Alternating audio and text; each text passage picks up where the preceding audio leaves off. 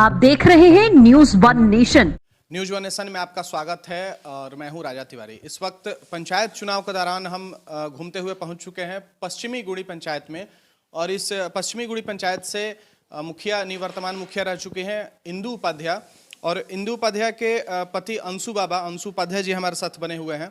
बहुत बहुत स्वागत है आपका। सबसे पहले तो शुरू करेंगे कि ये 5 साल का कार्यकाल आपका कैसा रहा, कितना विकास हुआ? देखिए 5 साल मत कहिए इसको, 1.5 साल तो वार्ड क्रियान्वयन समिति और मुखिया के बीच में जो हाई कोर्ट में लंबित केस था उसमें कोई कार्य नहीं हुआ।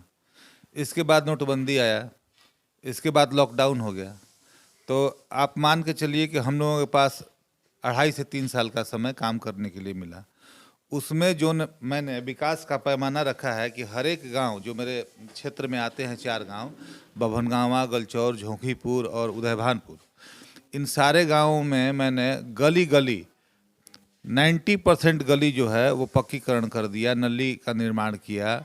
इसके बाद आपको हर एक घर में प्रधानमंत्री उज्ज्वला योजना के तहत मैंने गैस का 90% वितरण करवाया।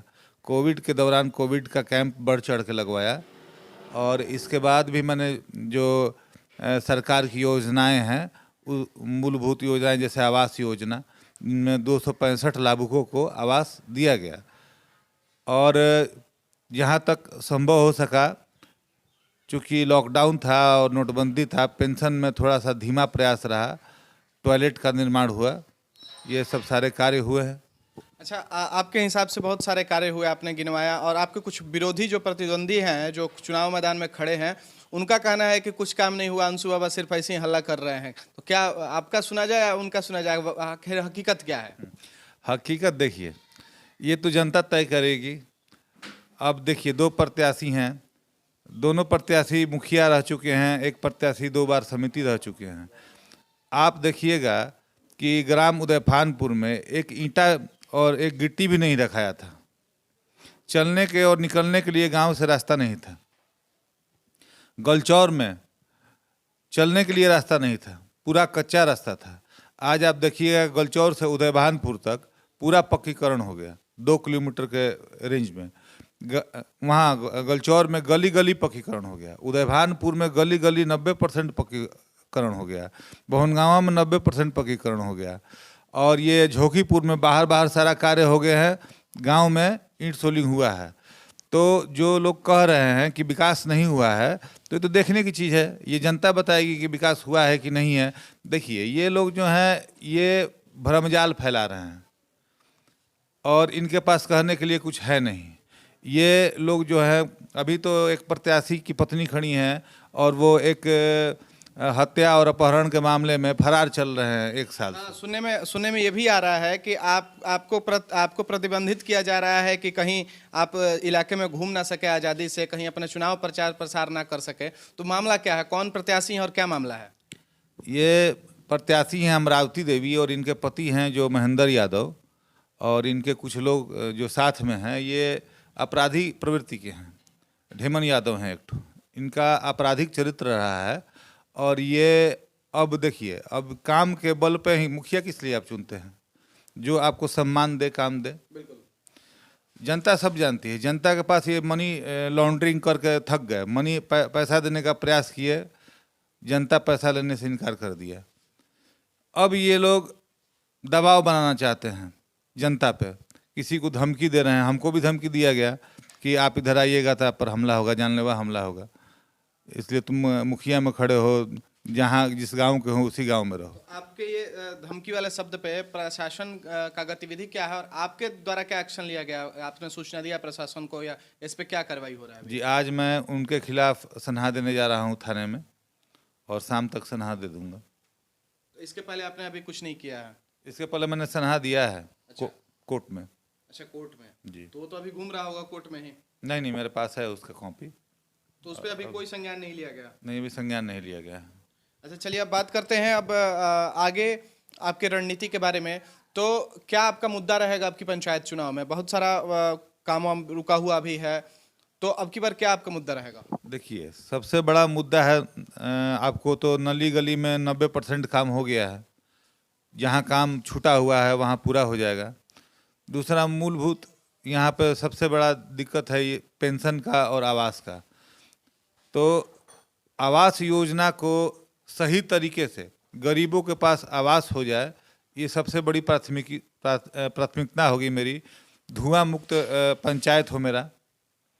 प्रधानमंत्री उज्ज्वला योजना के तहत हर एक गांव में जो है गैस और रसोई गैस का वितरण हो जाएगा, और इसके बाद हर एक खेत पे बिजली पहुंच जाए। और इसके बाद देखिए यहाँ पे स्वास्थ्य के लिए स्वास्थ्य उपकेंद्र है, लेकिन यहाँ डॉक्टर नहीं बैठते हैं। अच्छा, अभी वो दिखा आने के समय एक बड़ा बढ़िया पेंट वेंट किया हुआ आपके घर पे जब हम आ रहे थे, तो बड़ा अच्छा से पेंट किया हुआ स्वास्थ्य उपकेंद्र करके लिखा हुआ था। तो कितने दिन से बना है और डॉक्टर कब से नहीं आ रहे हैं यहाँ पे? डॉक्टर तो कभी आया ही नहीं, हमेशा यहाँ पे एनएम ही रहती हैं। एएनएम जी, वो भी लेकिन ताला बंद पड़ा हुआ था, हमें दिखा के ताला बंद है। तो कब कब आती है एएनएम? एनएम तो डेली आती हैं ना, कहीं गई होंगी बंद करके कोविड का इंजेक्शन वगैरह देने, या कोई टीकाकरण प्लान होगा आज। शिक्षा की कैसी व्यवस्था है आपके पंचायत में? शिक्षा की व्यवस्था अच्छा है शिक्षा ठीक है जी, चल रहा है बढ़िया जी। शिक्षक आते हैं समय पे, लड़के जाते हैं पढ़ने? बिल्कुल। और बहुत सारे प्रत्याशी हैं, सबका अभी चले हुए हैं, सब होड़ शोड़ में लगे हुए हैं, अपना जोरों शोर से अपना अपना चुनाव प्रचार प्रसार में लगे हुए हैं। तो क्या लग रहा है आपकी बार जनता का कैसा समर्थन मिल रहा है? ये तो हम नहीं बता सकते, ये तो आप तय करेंगे और जनता तय करेगी। मेरा जो काम था, मैंने एग्ज़ाम दिया 5 साल में। हमको जैसे कि होता है कि आप 3 घंटा का एग्जामिनेशन में बैठे, आपको 1.5 घंटा में ही क्वेश्चन पेपर आंसर पेपर छीन लिया गया।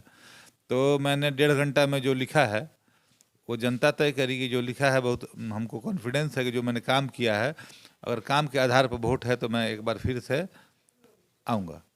अच्छा, एक आखिरी एक सवाल आपसे।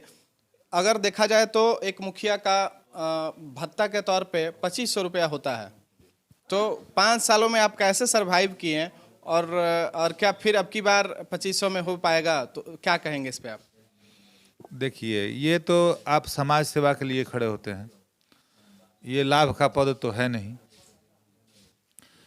तो 2500 रुपया में तो नहीं हो पाता है, क्योंकि मुखिया के पास बहुत सारे लोग आते हैं जिनके पास किसी के लड़की का शादी, गरीब है बेचारा, उसके लड़की की शादी में ज़रूरत है पैसे का, कोई मर गया अचानक, गरीब है। देखिए, कबीर अंत्येष्टि का पैसा जो है ये 2017-18 तक सरकार द्वारा मिलता था, लेकिन सरकार क्या की कि अपना प्रचार के लिए ये 18 में उसको बंद कर दी। 18 के बाद जो भी लोग मरते हैं तो उसको कहती है कि आप फला अथी लगाइए, मृत्यु प्रमाण पत्र लगाइए, आधार कार्ड लगाइए, इसके बाद लिखवा के लाइए तो आपके खाते पे जाएगा। ऐसा कुछ अभी तक चला नहीं है। वो पैसा हम लोग को अपने पॉकेट से देना पड़ता है।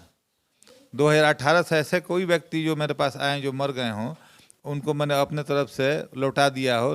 मैंने सारे लोगों को एवरेज मान के चलिए कि हर एक हफ्ता में 2 से 3 लोग मरते हैं, और ये मैंने 3 साल से कंटिन्यू मैं पैसा दे रहा हूँ। अच्छा, ये आपका चुनाव चिन्ह क्या मिला है और जनता से क्या अपील कीजिएगा, संदेश क्या दीजिएगा, उनको बता दीजिए। मेरा चुनाव चिन्ह ढोलक छाप है, और मेरी जो जनता है मैं उनको प्रणाम करता हूँ, और छोटों को मेरा स्नेह है और साधुवाद है। अगर मैं आपके लायक हूँ, आपको लगता है कि मैं अपने व्यवहार से, काम से अच्छा काम किया है, तो एक बार मुझे ज़रूर चुनें। जैसा कि आपने देखा, अभी हमारी बात हो रही थी पश्चिमी गुड़ी, ये पंचायत है जहां से मुखिया इंदु उपाध्याय जी हैं, उनके पति थे अंशु उपाध्याय उर्फ अंशु बाबा इन्हें कहा जाता है। क्षेत्र में बड़े लोकप्रिय हैं, प्रसिद्ध हैं अपने कामों को लेकर। 5 साल में जो इनका कार्यकाल रहा उसमें हद तक विकास, जैसा कि इन्होंने बताया कि ज़्यादा से ज़्यादा विकास हो पाया है, और भी बचा हुआ जो हर एक खेत में बिजली लाना इनका एक उद्देश्य है, और सड़क और भी निर्माण कराना इनका उद्देश्य है। स्वास्थ्य व्यवस्था को भी बरकरार रखने में और बेहतर करने में इनका उद्देश्य रहा है। और एक सबसे शर्मनाक बात पता चला अभी इनसे बात करते हुए कि कोई ढेमन यादव प्रत्याशी के क्या है, वो प्रत्याशी के कोई मित्र हैं ढेमन यादव, जो कि अपराधी तत्व हैं, अपराध करना उनका रहा है, अभी फरार चल रहे हैं। उनके द्वारा एक मुखिया प्रत्याशी के प्रतिनिधि को, महेंद्र यादव फरार हैं, और ये ढेमन यादव ये इनके मित्र हैं और ये भी पूर्व में ये आपराधिक घटनाओं में संलिप्त रहे हैं। तो इनके द्वारा आपको धमकाया जा रहा है? आपराधिक चरित्र रहा है इनका। तो हेमंत यादव जो कि आपराधिक चरित्र रहा है, उनके द्वारा इनको धमकाया जा रहा है कि आप हमारे क्षेत्र में नहीं घूम सकते हैं, चुनाव प्रचार प्रसार नहीं करते हैं। तो ये एक बहुत ही शर्मनाक बात हो रही है। मेरी प्रशासन से ये गुहार है कि इस पे थोड़ा सा कार्रवाई की जाए, क्योंकि हम जैसे लोग जो कि समाज में अपना कैरेक्टर को लेके खड़े हैं और अपना सब कुछ लगा चुके हैं इस समाज के लिए, उनको कम से कम डराया धमकाया नहीं जाए। जो गरीब लोग हैं, जो खेती करते हैं, किसी का गोभी का खेत काट के फेंक दिया जाता है, किसी किसान को धमकाया जाता है, ऐसे करने से थोड़े ही आप जनता की नज़र में आएंगे।